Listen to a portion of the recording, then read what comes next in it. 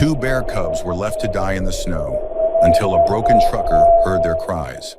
The storm roared across the Minnesota borderlands like a living beast, its breath a torrent of wind and snow that erased the world in white. Kalen Riker squinted through the windshield of his 18-wheeler as gusts pounded the cab, the wipers barely keeping up.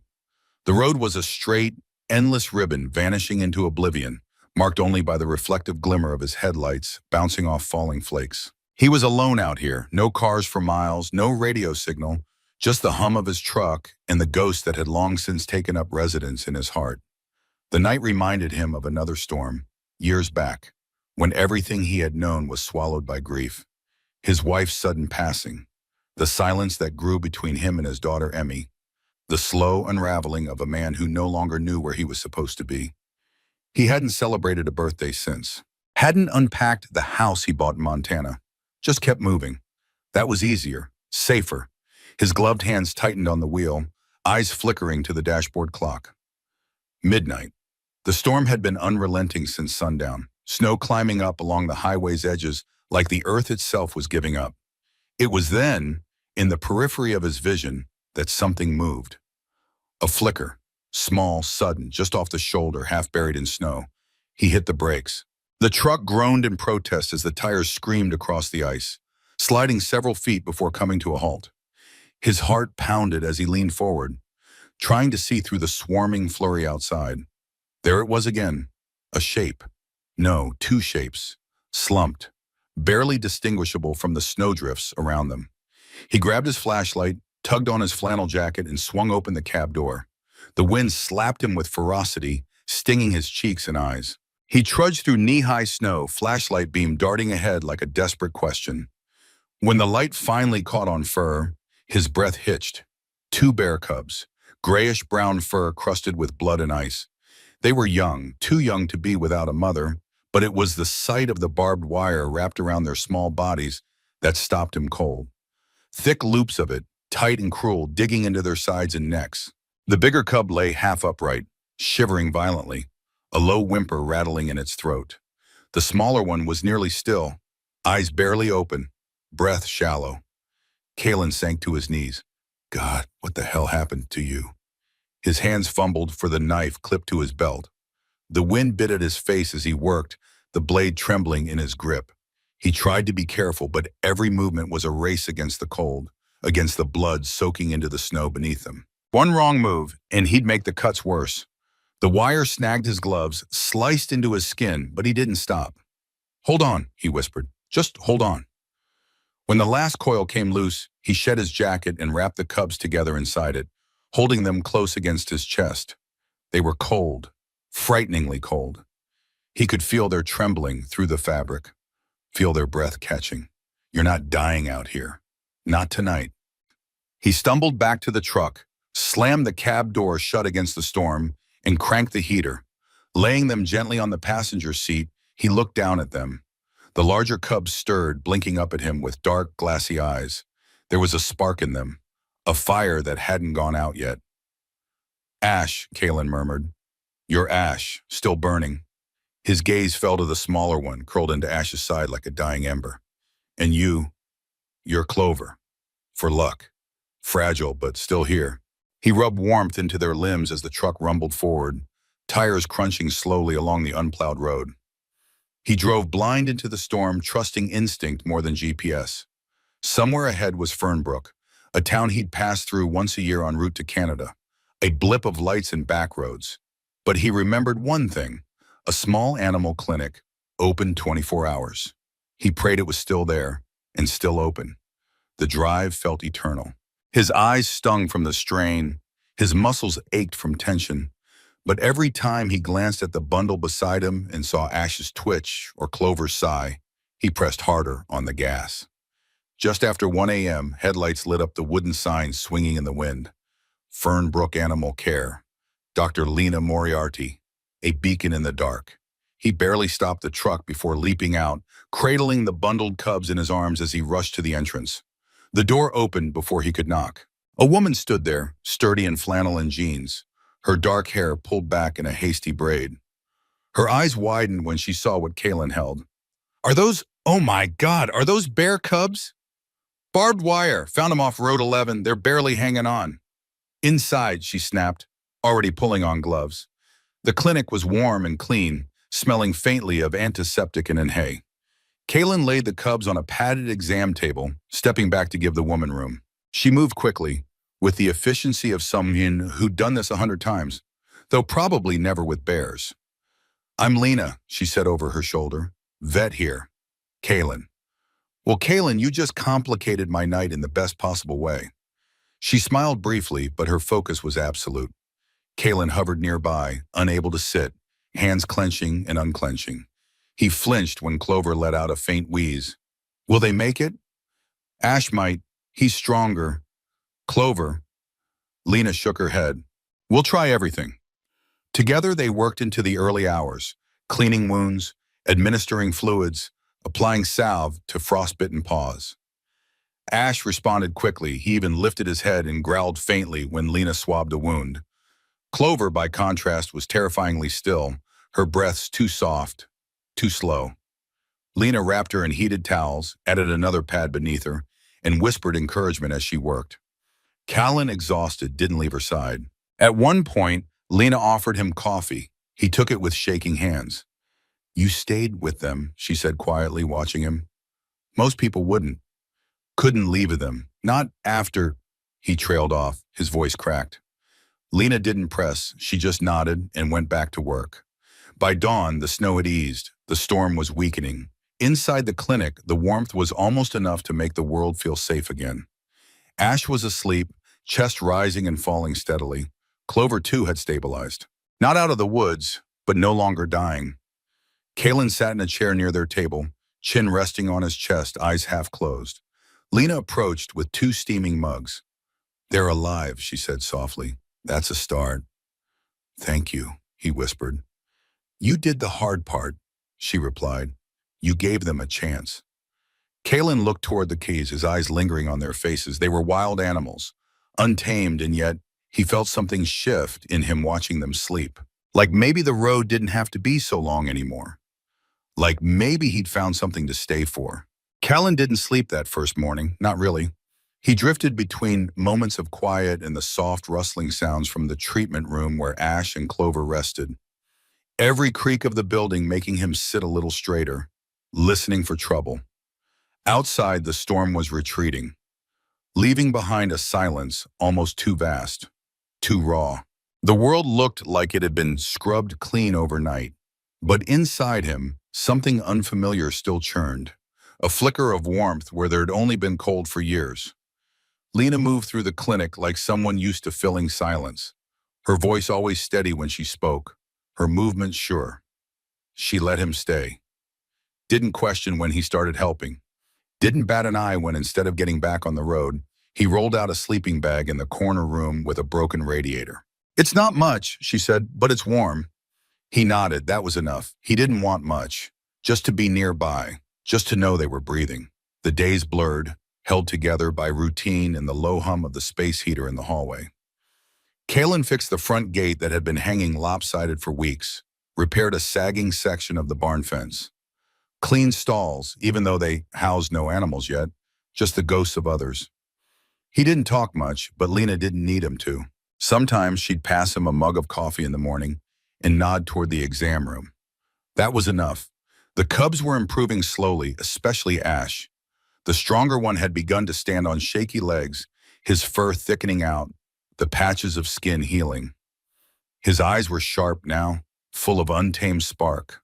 Clover was slower. She remained quieter, more tentative, but she responded to touch, nudged gently into sleep by Lena's steady hands or Kaylin's deep voice murmuring low stories he hadn't told anyone in years. I used to read to Emmy like this, he said one evening, watching Clover blink drowsily at him. Fairy tales mostly. She liked the ones where animals talked. Lena, crouched nearby as she rubbed ointment into Clover's side, glanced up. You've got a daughter? He hesitated, then nodded. 15 now. Haven't seen her in 3. The words hung there like frost on a window pane, brittle and delicate. Lena didn't press, just returned her attention to the cub, who shifted slightly in her sleep. Kids come back around, she said softly, given time. Kaylin didn't answer. He didn't know if Emmy would want to come back around, even if he begged. And begging wasn't something he knew how to do anymore. Instead, he poured himself into the little lives before him. Ash would watch him now when he entered, sometimes rising with a low grunt to follow him across the room, like a tiny gray shadow with teeth. Clover liked to rest against his boot when he sat. He didn't dare move when she did. One afternoon, just as Lena stepped out to make a supply run, Kalen heard the bell above the clinic's door jingle faintly. He wasn't expecting anyone, and the town wasn't the kind of place where people wandered in unannounced. He stood from the bench in the corner and walked to the front. A woman stood there, maybe in her 30s, holding a phone out like a shield. "Are you the guy with the bear cubs?" she asked, eyes wide with curiosity. "I saw the video on TikTok." "Video?" he repeated, heart sinking. She flipped her screen toward him. There they were, Ash curled beside Clover in the passenger seat of his truck, the image clearly filmed through the window. It was taken the night of the rescue. He didn't even know anyone had been out there. "It's got over 2 million views," she said. "People are calling it the Bear Man and the Blizzard." He rubbed a hand over his face, suddenly weary. "That's not... I didn't want this." She smiled, softer now. "A lot of people do. Want it, I mean. A story that reminds them there's still good out there." She left after a few more questions, and Kalen stood in the doorway long after her car vanished down the snow-packed road. He didn't want attention. He wanted quiet, healing. But maybe it wasn't just about him anymore. The call started the next day. Lena's front desk phone rang for the first time in weeks. Journalists, wildlife experts, a woman from Vermont who'd knitted bear-sized sweaters just in case. Kalen avoided the attention where he could, but not all of it could be ignored. And some of it brought something unexpected. A message, left on the clinic's voicemail by someone named Sadie. Lena played it on speaker while they cleaned Clover's bandages. "She said she knows Emmy," Lena murmured. Kalen froze. The name hit him like ice water. "My Emmy?" Lena played the message again. A teenage voice came through, shaky and unsure, but unmistakably familiar. "Hi, I think you might be my dad." Kalen's breath caught. The voice was different from the one he remembered. Older, uncertain, laced with quiet hope. But it was hers.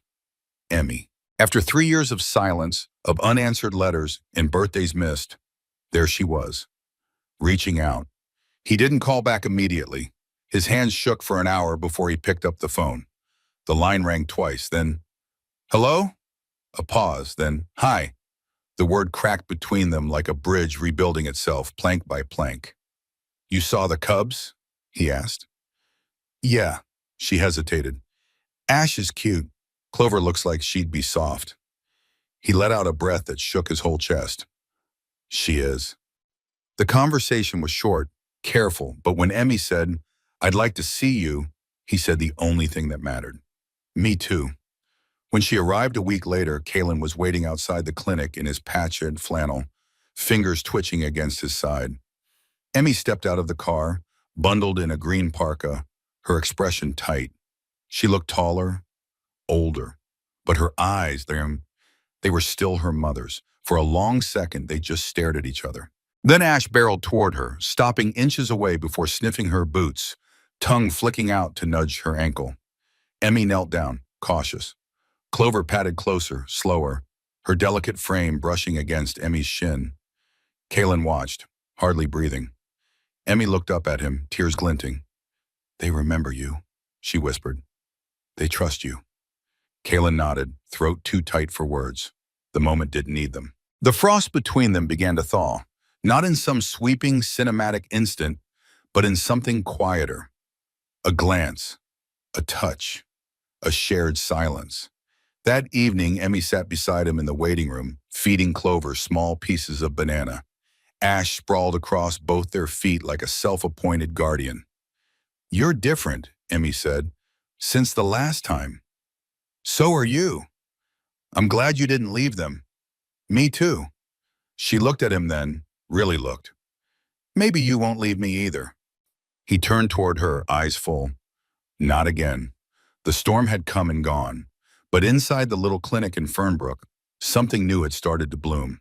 Not just healing, not just survival, but a family, slowly stitching itself back together in the warmth of second chances. Ash was the first to recognize the sound of gravel crunching beneath boots. His ears twitched, head lifting from his resting spot near the front windowsill of the clinic. Kalen looked up from the old rocking chair Lena had placed beside the wood stove, his preferred spot now when night crept in and the weight of quiet filled the place like fog. Emmy had been gone 2 weeks. After their brief reunion, she'd returned to her mother's in Duluth with a promise to come back. They'd exchanged phone calls, short, sometimes awkward, but each one a little easier, a little more filled with laughter. The snow was melting now.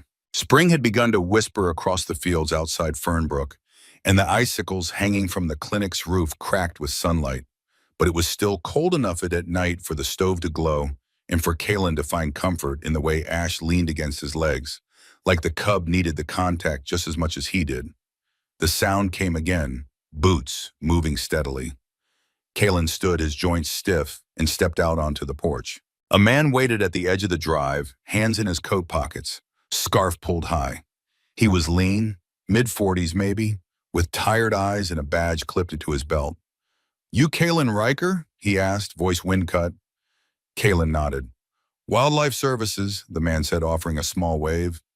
"Name's Darren Lowen. I'm here about Ash and Clover." The words settled like frost over the porch. Kalen felt his gut twist. He'd known this moment would come. Lena had warned him gently.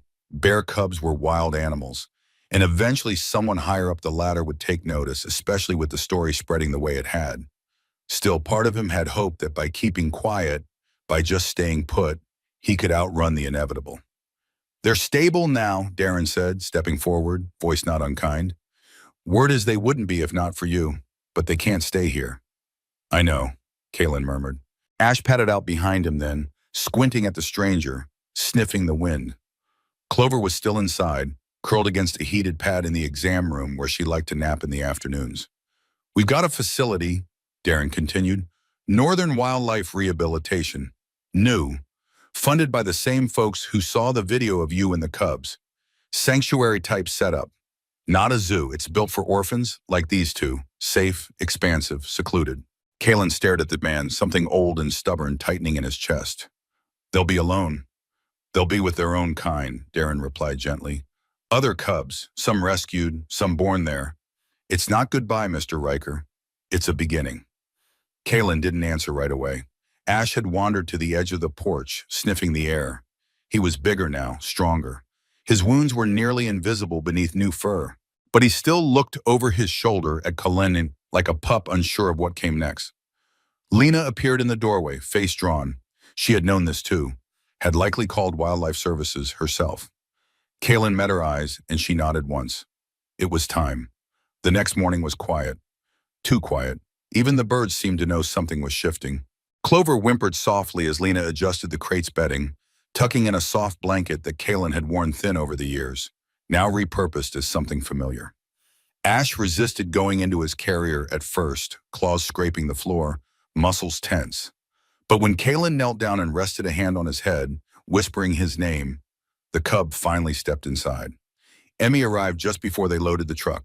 Her eyes were rimmed red, but she smiled when she saw the cubs, kneeling to touch each through the open doors of their crates. "I made them a photo," she said, holding up a laminated sheet, an image of Kalen, her, and the two cubs sitting together beneath a spruce tree near the edge of the woods behind the clinic. "So they'll remember." Kalen swallowed hard. They will. The drive to the sanctuary was 3 hours, long and winding. Emmy sat in the back seat of Lena's SUV with the crates beside her, one hand resting on each. Kalen drove behind them in his truck, trailing like a shadow. The sanctuary sat nestled in the folds of a forested valley, surrounded by snow-dusted hills and thick pines. Tall fences stretched toward the sky, but inside there was space, acre upon acre of open terrain, rocky outcrops, streams, and tree groves designed to mimic the cubs' natural world. Darren met them at the gate, clipboard in hand. "We'll ease them in," he explained. "Half-acre pen first. Then, once they acclimate, we open the gates. It's slow, but it works." Kalen helped unload the crates. Ash growled once when the gate opened, but Darren crouched nearby, tossing a piece of apple toward the grass. Ash hesitated, then patted out slowly, nose to the ground. Clover followed a few minutes later, blinking against the light. She stayed close to the fence at first, her eyes scanning the trees. But then Ash let out a soft sound, low and uncertain but curious, and she turned toward it. They vanished into the underbrush together a few moments later. Emmy stood beside Kaylin, their shoulders nearly touching. "Will they come back if we visit?" she asked. Darren, standing a few paces away, answered without looking up. "They'll remember. Cubs imprint fast, especially when it's life or death. If they trust you now, they'll keep trusting you." Kaylin watched the trees sway in the breeze. "Can we visit?" "Observation lines open every weekend. Just don't call them. Let them come to you." Kaylin nodded. Emmy slid her hand into his. For the first time in years, he didn't flinch from the contact. They stayed for an hour. Ash appeared once at the tree line, staring at them from beneath a tangle of brush. Clover emerged minutes later, ears twitching. She didn't come close, but she sat, calm and quiet, her eyes on them. Kaylin whispered their names just once, not to call, just to remember. The drive back was silent. Lena had stayed behind to speak with the sanctuary staff, so Kaylin and Emmy rode together in his truck. She played music on her phone, soft old folk songs that Kaylin didn't recognize but liked anyway. He didn't know how to fill the space yet, but for once, it didn't feel like he had to. "I'm proud of you," Emmy said softly as they passed the stretch of highway where he'd first seen the Cubs. "You didn't run." He let out a breath that might have been a laugh. "Neither did you." When they reached Fernbrook, Emmy didn't rush to go. She helped unload supplies Lena had left in the bed of the truck, helped Kaylin refill the hay in the clinic's barn. As the sun dipped low, she paused in the doorway. "I don't have to go back tonight." Kaylin looked at her, a mix of surprise and quiet hope blooming in his chest. "You can stay as long as you want." That night, he built a fire in the stove, and Emmy fell asleep on the old clinic couch, wrapped in a quilt she'd pulled from the linen closet. Kaylin sat beside her for a while, watching the flames flicker in the cast iron grate. On the table were 2 mugs of cocoa, half drunk and growing cold. Outside, the wind was still. No blizzard, no frost, just the soft hush of a world beginning to breathe again. Kaylin leaned back in his chair and let his eyes close, a flicker of peace settling across his chest. He had let go of Ash and Clover, but not lost them. He had found Emmy again. He was no longer driving toward emptiness. Not anymore. Spring settled slowly over Fernbrook, like a careful hand smoothing creases from a worn quilt. The snow retreated inch by inch, exposing patches of brown earth and the brittle promise of green beneath. The frozen silence that had ruled for months now gave way to bird song and thaw drip, the rhythms of life stirring again. Kellen stood in the gravel lot beside the clinic, sleeves rolled past his elbows, leaning into the rake as he pulled dead leaves from the flower beds Lena insisted on reviving each year. Emmy was inside helping with the baby goats brought in 2 nights ago, their mother too weak to nurse after giving birth. Lena said they'd make it, and Kalen believed her now the way he used to believe in the constancy of long roads and distant horizons. The old beliefs had shifted. What he stayed for had changed. He glanced at the small framed photo hanging just inside the clinic's entrance. Emmy, laughing with her arms around Ash's thick neck. Clover standing close by with one paw resting on Kalen's boot. It had been taken a month ago at the sanctuary on their 3rd visit, and though he hadn't intended to keep returning, the pull was undeniable. Each time they stood behind the observation line, Kalen wondered if it would be the last time the Cubs came close. But Ash always did, emerging from the trees with that steady, curious gaze. Watching Kalen was something that felt like understanding. Clover was more cautious as ever, but she'd begun creeping closer too, sniffing the air and tilting her head at the sound of Emmy's voice. It was never a guarantee. That was the thing about wildness. It didn't owe you anything. And still they came. Emmy's footsteps crunched across the gravel now as she stepped outside, cheeks flushed, an old wool sweater hanging from her shoulders like a badge of belonging. "One of the goats tried to eat my braid," she said, grinning. Kalen chuckled, brushing soil from his hands. "Means he likes you." "Or that he thinks I'm food," she countered, and then her face turned more thoughtful. "Can we go to the sanctuary this weekend?" Kalen's nod was immediate. "Yeah, we'll leave early. Might catch them before the sun gets too high." She smiled, and he caught the edge of something else there. Not just joy, but peace. something he hadn't seen in her for years. They packed early Saturday morning, stopping at a bakery for warm muffins and coffee before turning north toward the hills. The road curved through pine stands and river valleys still touched with frost, but the sky was blue, wide open and kind. They didn't talk much. Emmy with her feet on the dash, headphones in, Kaylin with one hand resting near the heat vent and the other loose on the wheel. But silence no longer meant distance between them. It meant comfort, a shared understanding, like a conversation carried in the spaces between words. The sanctuary had changed in small ways since their first visit. A new pen was under construction, larger, meant for yearlings that would eventually graduate to full release. A volunteer named Marnie waved them through, recognizing them instantly. "They've been active today," she said. "Ash, especially, chased a crow halfway across the clearing." Kalen smiled at that. He could picture it, the blur of gray fur and gleaming eyes. They walked quietly to the observation line, Emmy's hand trailing the fence slats. When they reached the viewing post, Kalen set down his thermos and leaned forward, scanning the distant trees. It took only a moment before movement stirred at the edge of the pines. Ash, bigger than ever now, thick with muscle and confidence, his coat glossy under the sun. He stepped into the open without hesitation, head raised. Kalen didn't move. He knew better.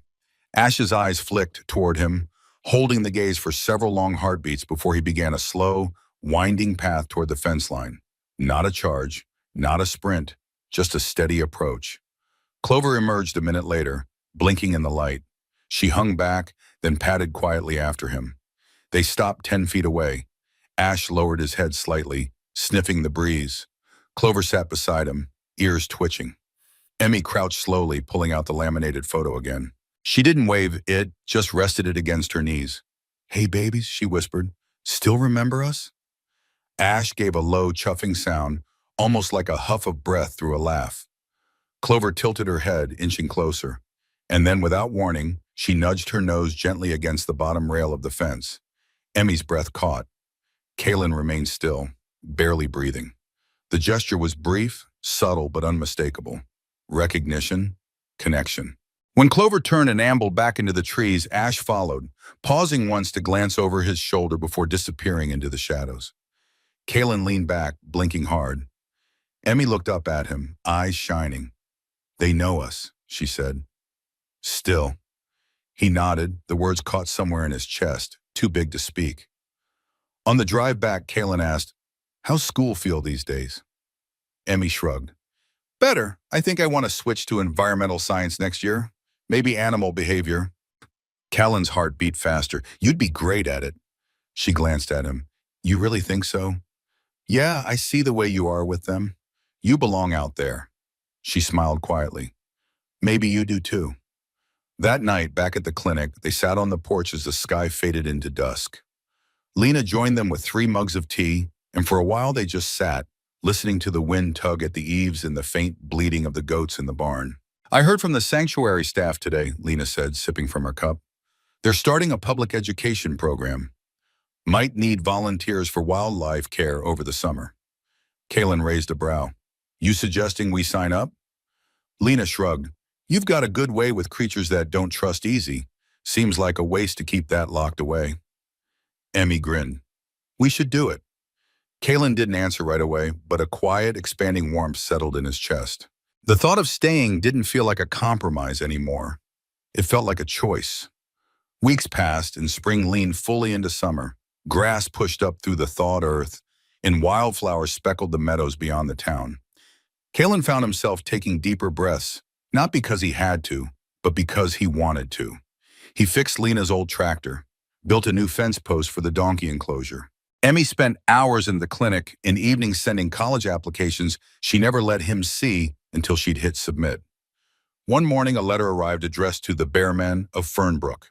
It was from a child in Oregon, age 7, who had seen the video and now wanted to rescue bears one day too. Kalen read the letter twice, then tucked it into the side of the photo frame in the clinic.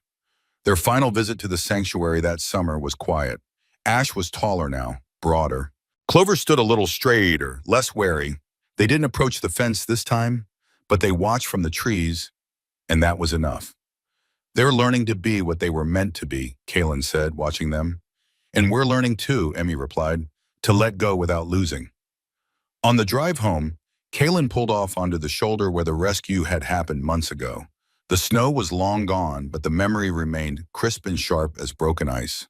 He walked to the ditch where he'd first seen them, two trembling shapes caught in wire on the edge of life. Emmy stood beside him. You could have driven past, she said. But I didn't, he answered, because something in me, it just wouldn't let go. She nodded.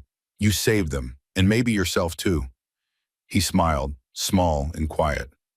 Maybe we all did. The sun dipped behind the horizon, painting the world in shades of amber and ash. Kalen slid his hands into his pockets, standing still.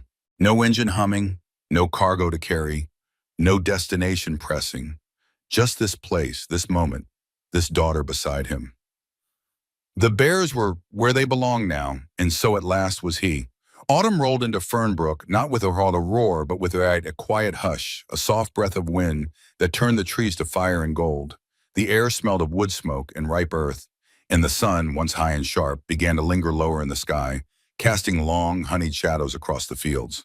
Kalen Riker had come to know the rhythm of this land now, the way the crows arrived early and loud in the morning, the way the goats bleated at precisely the same time each dusk for their feed, the way Lena hummed off-key when she was nervous, and the way Emmy left her shoes by the back door as if she had always lived there.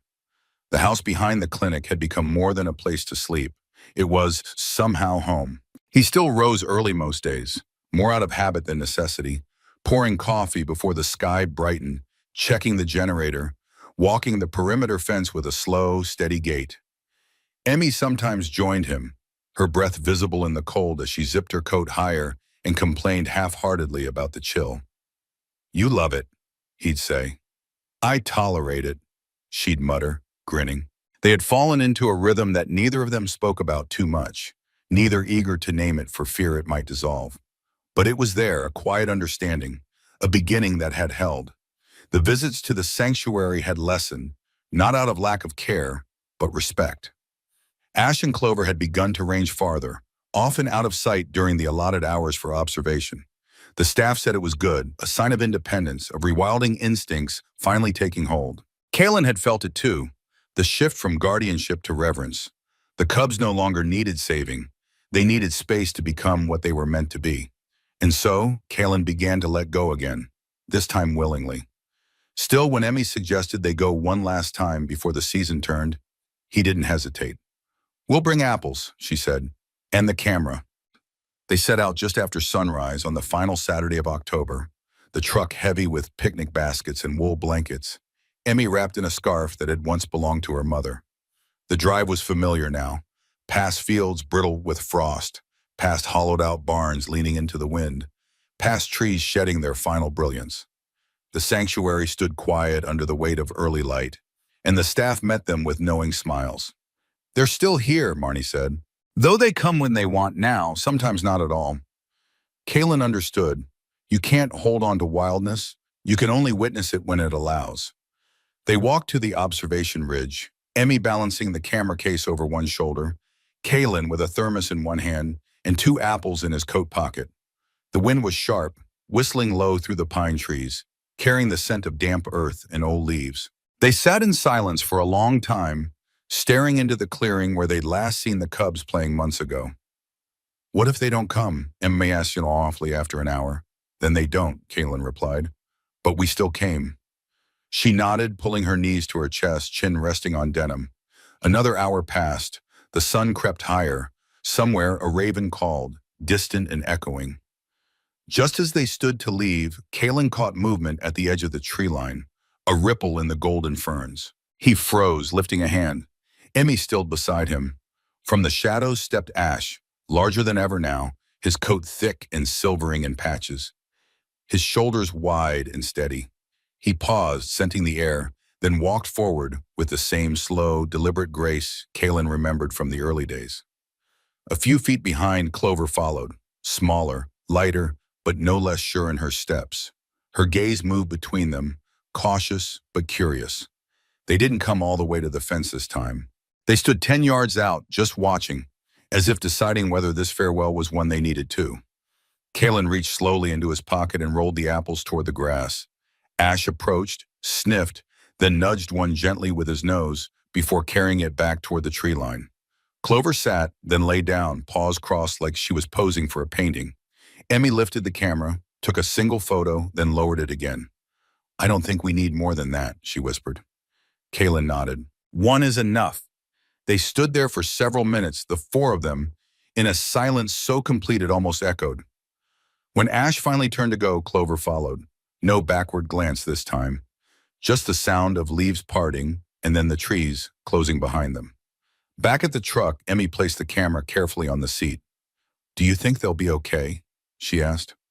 Kalen looked toward the woods, their colors burning bright even as the first winds of winter stirred. "They already are." They drove back in near silence, the kind that filled rather than emptied. Fernbrook greeted them with smoke rising from chimneys, kids in scarves racing across yards, the whole town holding its breath before snow.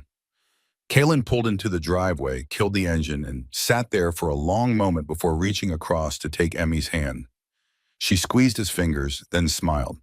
"We're going to be okay too." That night, Lena joined them for dinner, bringing a basket of rosemary bread and a bottle of red wine she insisted was saved for special occasions. They ate around the lights strung across the ceiling, casting a soft glow. Emmy told stories from school, her voice animated and full of energy, while Kalen listened, smiling more with each word. When the meal ended, Lena poured the last of the wine and said, "You know, I've been thinking of expanding the clinic, maybe adding a small sanctuary of our own, just a few acres. Could use some help." Kalen looked at Emmy, who nodded eagerly. "We're in," she said, speaking for them both. Later, after the fire had died down and the dishes were done, Kalen stepped outside into the cold night. The stars were bright, unshaken by the wind. He stood beneath them, hands in his pockets, the quiet wrapping around him like a long-lost friend. He thought of the road he'd left behind, the long years of loneliness, the weight of regret that had once filled his chest like gravel. It was still there in places, but now it was softer, reshaped by forgiveness. He had once believed he was beyond saving, but Ash and Clover had taught him otherwise. So had Emmy. He had carried two fragile lives through a storm and in doing so had found his own way back to the light. Behind him, the door creaked open. Emmy leaned out, wrapped in a blanket. "Come inside, Dad, it's getting cold." He turned, smiling at the word. Dad, still new and healing. "Yeah," he said, "I'm coming." The door closed behind them and the night, vast and wild and full of stars, stood watch over the little home where warmth now lived, where stories began again, and where two bear cubs once found safety and gave it in return. No one is ever too far gone, and no winter lasts forever. A cruel man left two grizzly bear cubs by the highway. Then a stranger did the unbelievable. The wind screamed through the northern Montana wilderness like a living thing, a force sharp enough to flay the skin, cold enough to cut into bone.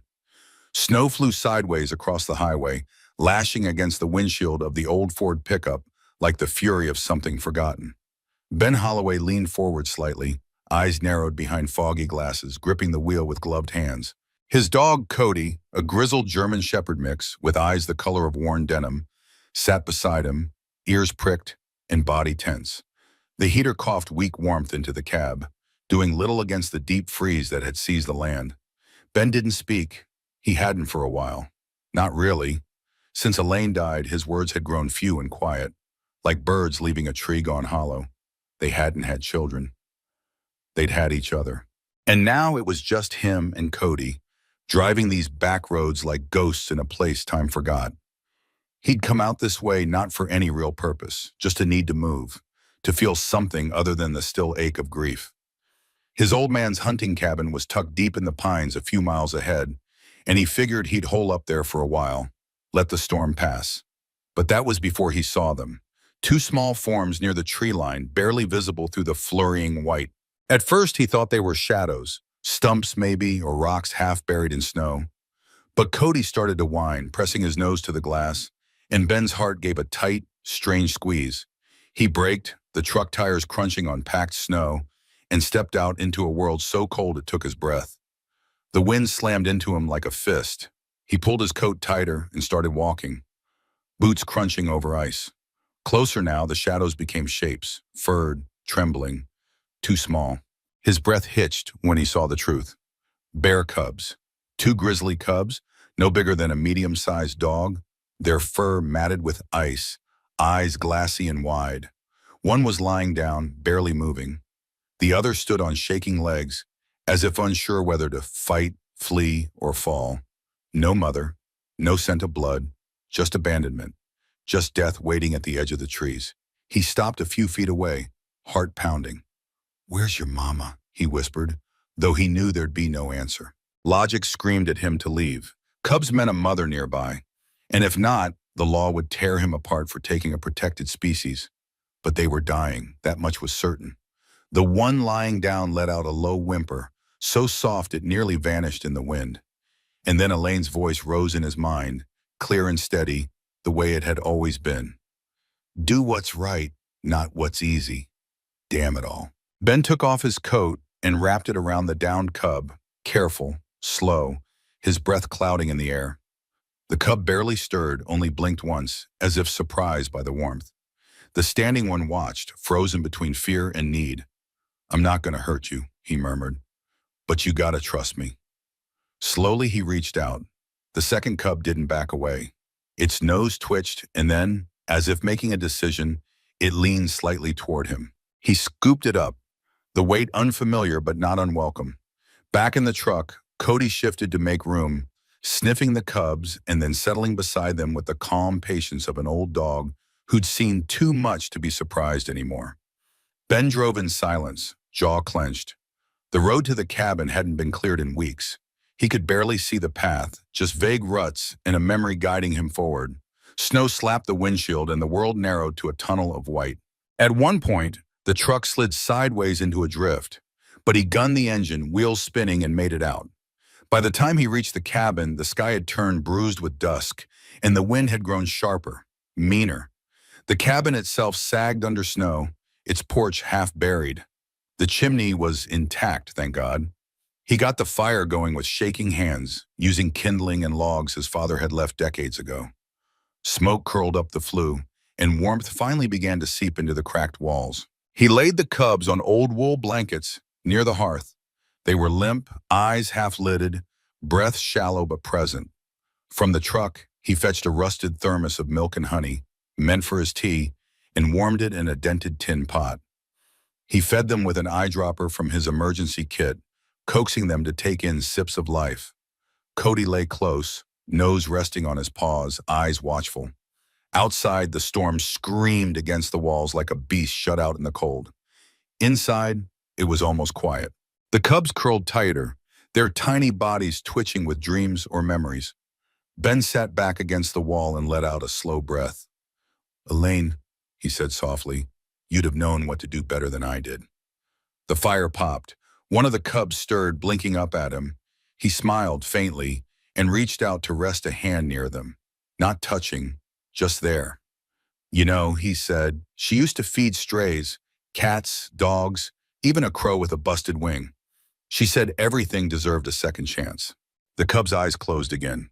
He kept talking, stories poured out, half-finished thoughts, fragments of life with Elaine, her laugh when she caught a trout bigger than his, the way she always cried at the first snow of the year, the humming she did while painting her tiny landscapes no one ever saw but him. Hours passed. The storm raged on, but the fire held. At some point, Ben leaned his head back, eyes heavy. The cubs slept deeply now, their breathing soft and regular. Cody shifted, pressing closer. And Ben, for the first time in what felt like years, let the silence wrap around him like something not empty but whole. The kind of silence that follows right choices. He didn't know what tomorrow would bring. He didn't know if keeping them was even possible. But for tonight, they were alive. And so was he.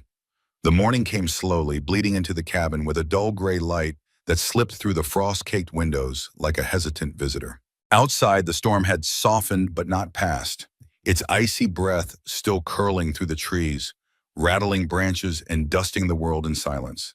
Inside, the fire had burned down to embers, casting a faint red glow that pulsed like a fading heartbeat. Ben Holloway stirred from where he dozed on the floor. back stiff, neck aching, and soul strangely calm. Cody rose beside him with a grunt, stretched, and padded over to sniff the bundles on the blanket, two small shapes now twitching softly in their sleep, their fur no longer crusted with frost, their breathing less shallow. The bear cubs had made it through the night. That realization hit Ben with a wave of relief so strong he almost laughed. Instead, he pushed himself up with a groan, added a few logs to the stove, and began the quiet rhythm of tending to survival. He warmed the rest of the milk and honey, testing the heat on his wrist the way Elaine used to when checking soup. The cubs stirred at the scent, and he fed them slowly, gently, their tiny mouths weak but eager now, lips smacking with new strength. As he worked, he spoke softly, telling them about the cabin, how his father built it by hand in the 70s, how he and Elaine used to come here in the fall, how the old wooden floor creaked in the same two spots no matter how many times you fixed it. It felt strange, speaking to animals who couldn't answer, but it also felt right.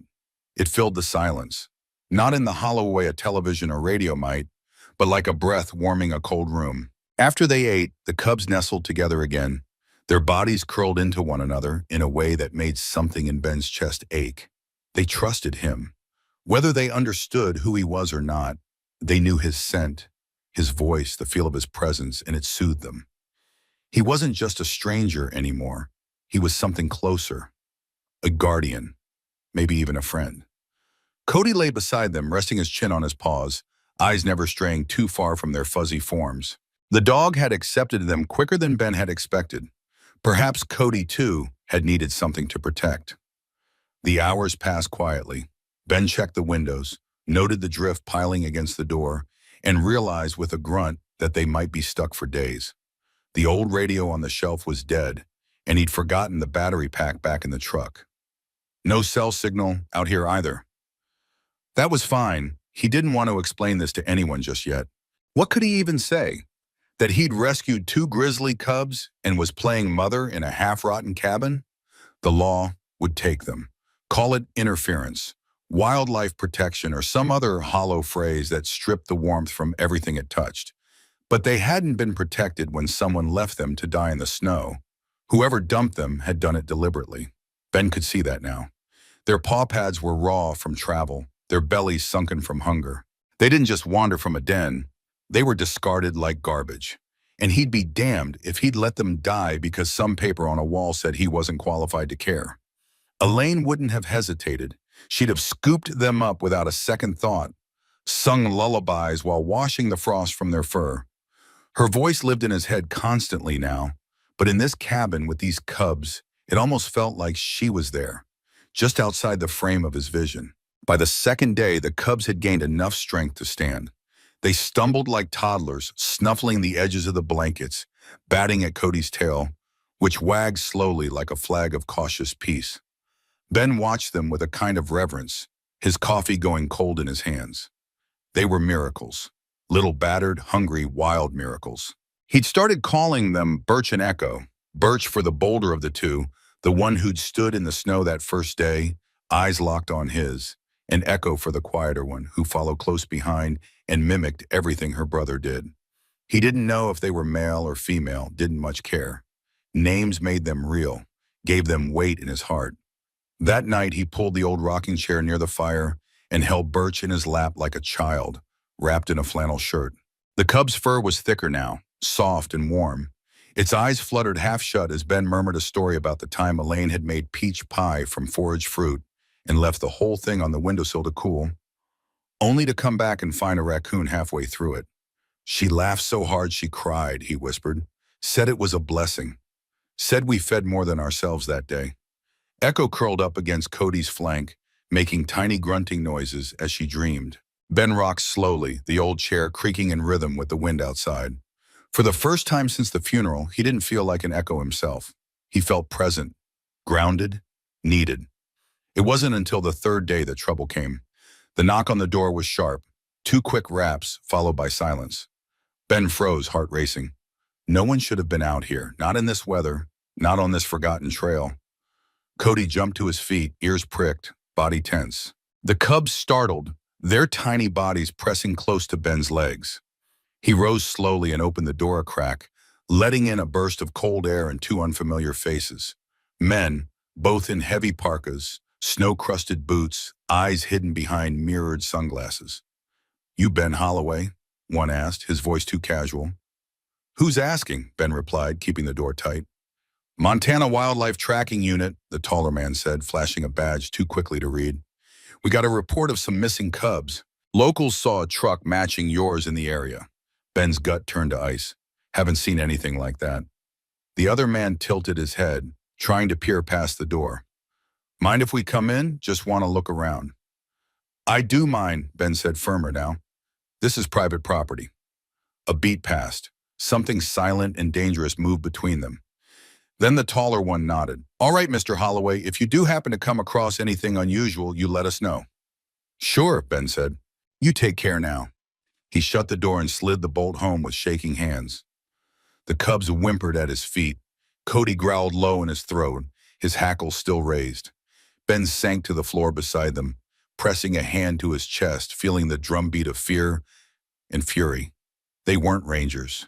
He didn't know who they were, but he knew one thing: they weren't here to help. He had to protect the cubs, no matter what. As the wind picked up again, howling through the cracks in the old wood, Ben looked at Birch and Echo and whispered a promise he didn't know how to keep. "You're not going anywhere," he said, "not without a fight." The fire snapped in the hearth, sending sparks into the air. Behind him, Cody lay back down, eyes never leaving the door, and outside the storm circled tighter, as if it too sensed what was coming.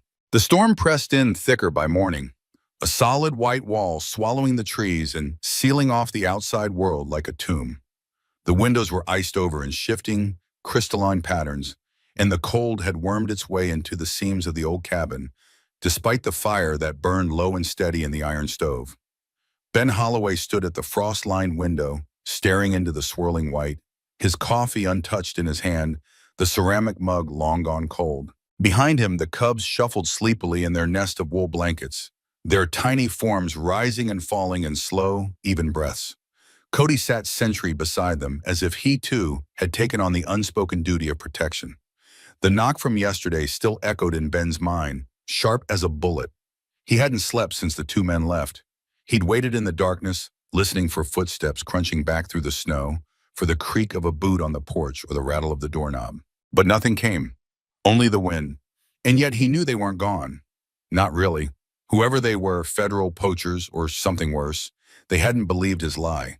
And Ben, who had never been much of a liar to begin with, felt the strain of it pulling at his insides like barbed wire. He turned away from the window and crouched near the cubs, reaching out a hand to gently stroke the soft fur of Birch's back. The little bear stirred, snuffling against his fingers before curling closer to Echo. They had grown stronger, no longer limp or listless, but curious and watchful. Echo had even tried to climb onto the stone hearth the day before, wobbling like a toddler and then slipping onto her side with a disgruntled huff. Ben had chuckled then, a small sound that felt foreign in his throat. Laughter hadn't come easy in years. He glanced at Cody, who blinked slowly at him, then thumped his tail once against the floor. "We're in this now, boy," Ben muttered. "No turning back." Supplies were running low. He had enough milk for maybe another day if he stretched it. The honey was nearly gone, and the jerky he'd packed as emergency rations had already been picked over. He'd have to ration his food, maybe skip meals altogether. The cubs needed it more. The idea of going into town was out of the question, not with the storm locking down the mountain, and certainly not with those men still sniffing around. If they were watching the road, they'd see him. And if they saw the cubs, his stomach twisted. He knew what would happen. At best, they'd be taken to some facility, tagged and penned and studied until they were too old to be released. At worst, they'd be put down. Too much liability, someone would say, too habituated to humans. He'd seen it before, read the headlines. But these cubs weren't liabilities. They were lives. And more than that, they were a thread pulling him out of the cold void he'd been living in since Elaine passed. He couldn't explain it, not even to himself. But somehow, in saving them, he'd begun to remember what it felt like to be needed, to be whole-blown. He rose slowly and began reinforcing the windows, stuffing rags into the cracks where wind whistled through and bracing the door with an old chair wedged under the handle. It wasn't much, but it made him feel like he was doing something. Action always beat fear, even if it was just busy work. The day passed in a blur of small tasks: feeding the cubs, checking the perimeter, melting snow for water. He chopped more wood until his arms ached, sweat freezing on his back in the bitter air. And all the while, the storm raged, white and endless. That night, Ben sat in the rocking chair with Echo in his lap, the cub's small heart fluttering against his chest, Cody dozing at his feet. He told a story about the time Elaine found a litter of fox kits behind the shed and nursed them with an eyedropper for 2 weeks until a rescue could take them. Said it didn't matter if it was a fox or a flea, Ben murmured. Everything's got a heartbeat. That's what she believed. Echo shifted in his arms, pressing her nose to the hollow of his throat, and Ben closed his eyes, letting the weight of her fill the silence. It was near dawn when it happened. A low growl from Cody, deep and guttural, dragged Ben from sleep. He sat upright, heart thudding, as Cody stood rigid, ears forward, eyes fixed on the door. Ben moved silently, stepping over the creaky floorboards to peer through the window. Nothing but snow and trees. Still, something was wrong. The air felt tighter, the quiet heavier. Then he heard it, a soft sound, like something large moving just beyond the tree line. Not footsteps, not voices, but something. And then he saw her, a shape emerging through the snow, slow and massive, shoulders rolling with primal grace. A grizzly, full-grown, her coat dark with wet, her breath steaming in the air. Her head was low, snout raised, eyes scanning the cabin. Ben's breath caught. He didn't move. She was close enough now that he could see the scar over her left eye, the snow clinging to her fur, the tension in every muscle as she stepped forward, testing the ground with each paw. She was searching. The cubs stirred behind him, sensing something he couldn't. Birch whimpered. The mother stopped, lifted her head. Her ears twitched. And then she let out a sound, low and throaty, almost a moan. A mother's call. Echo answered with a weak chirp. Ben's heart fractured. This was their mother. Somehow, against all odds, she had found them. Drawn by scent, by instinct, by whatever ancient thread bound her to the small lives inside his cabin. And now she was here, expecting, waiting. The moment stretched thin as glass. He could see the decision before him in its raw edges. Keep the door shut and risk her breaking it down. Or open it and trust the wilderness to show him mercy. He looked at the cubs, then at Cody, who didn't bark, didn't growl, just stood still, watching. Then he looked at her, and what he saw wasn't rage or danger. It was exhaustion, fear, hope. Do what's right, Elaine's voice whispered in his mind, as steady as the wind. With trembling fingers, Ben stepped to the door, slid back the chair, unlatched the lock, and opened it. The cold burst in first, followed by silence. The bear didn't move. Ben stepped back, gave her space. She padded forward slowly, pausing just inside the threshold, her massive form filling the doorway like a shadow carved from the mountain itself. She sniffed the air. Her eyes moved from Cody to Ben to the cubs on the blanket, and then she let out another low sound, soft and deep. Birch responded with a squeal, and Echo pushed herself to unsteady feet. The mother moved toward them, slow and deliberate, and the cubs rushed her in wobbly, joyous chaos. She lowered her head, nuzzling them, her body trembling with relief. Ben watched, throat tight, heart pounding. She licked them, pushed them gently against her flank. She hadn't come to take vengeance. She'd come to reclaim what she'd lost. And in that moment, something ancient and wordless passed between them. A shared understanding, forged in love and desperation. A man and a bear. Two caretakers, two survivors. She turned her eyes to Ben once more, and in that brief gaze he saw a kind of recognition. Not gratitude exactly, but acknowledgement. Respect. Then she turned and walked to the door, pausing only once to glance back as the cubs followed her out into the snow. Birch looked over his shoulder, his eyes locking with Ben's for a single heartbeat. Then they were gone, swallowed by the storm. Ben stood in the doorway long after, the wind licking at his face, the cold no longer biting but clean. The cabin behind him was empty, but not hollow. He closed the door, breathed in deep, and whispered, "Thank you, Elaine." Then he smiled, the first trousseau in a long, long time. The days that followed were quieter, not in the way of emptiness, but in the reverent hush that follows something sacred. The cabin stood wrapped in snow, but the silence inside had changed, softened, warmed by the fire still burning low in the stove and the memory of what had taken place within its walls. Ben Holloway moved slowly through the small space, touching the places where the cubs had slept, where their little claws had scratched against the floorboards, where the mother bear had stood, mighty and trembling, reclaiming what was hers with a grace that had required no sound. He could still feel the weight of their presence in the air, like a melody just faded. The cabin didn't feel empty, not anymore. Cody sat by the window, gaze fixed on the woods as if still waiting, still guarding, still listening. Ben had taken a sitting in the rocker again, not because his body demanded it, but because the ritual of it calmed his soul. He rocked slowly, hands resting in his lap, letting his thoughts drift like snowflakes in the stillness. He thought of Elaine, seeing, as he often did, but now the memories came not with the sharp ache of loss, but with the slow balm of gratitude. He remembered the way her voice lilted when she read aloud, the way her laughter used to fill up a room like sunlight spilling through glass. And he remembered her hands, always busy, always gentle, feeding birds, planting tomatoes, brushing the fur of whatever stray creature had wandered into their yard.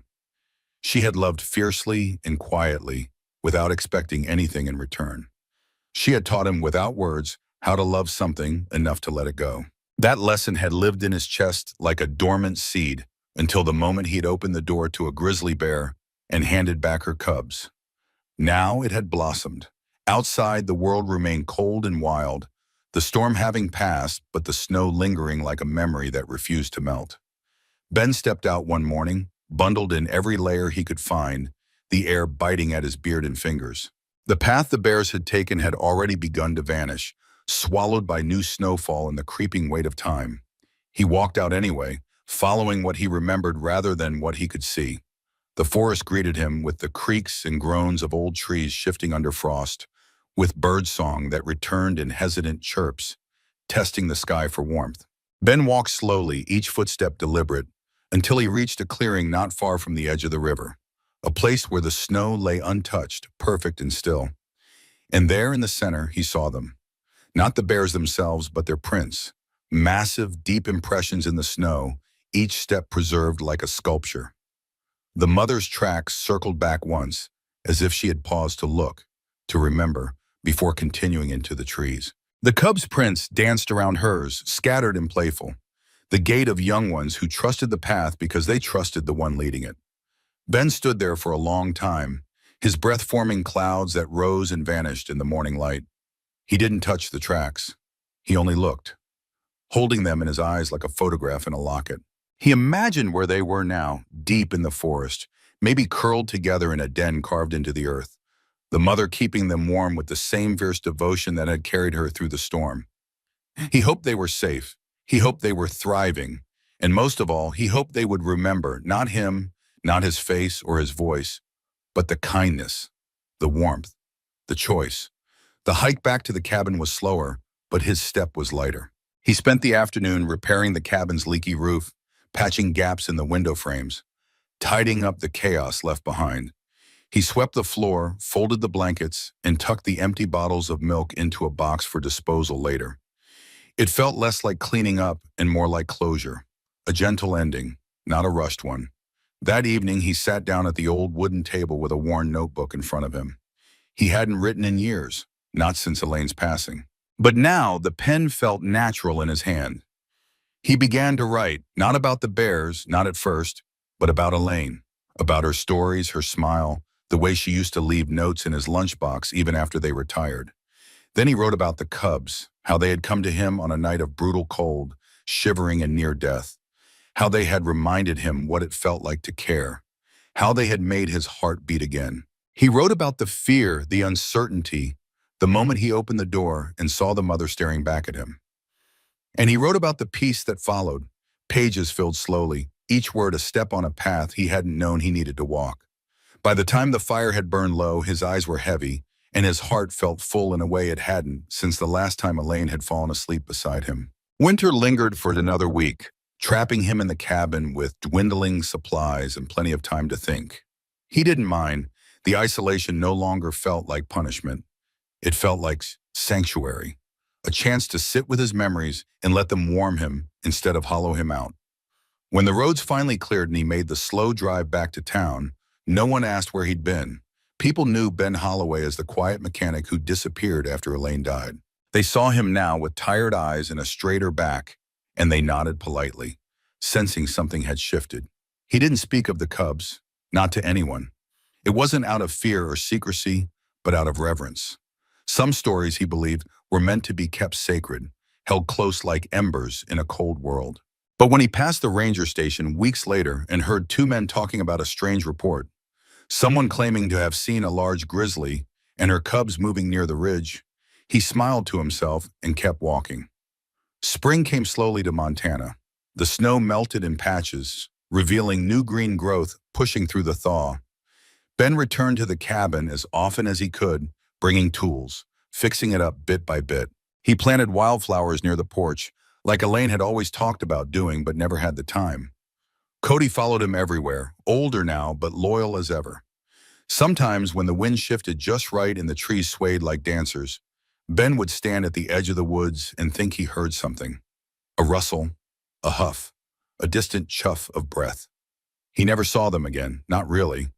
But once, just once, he found another print near the river, larger than before, deeper.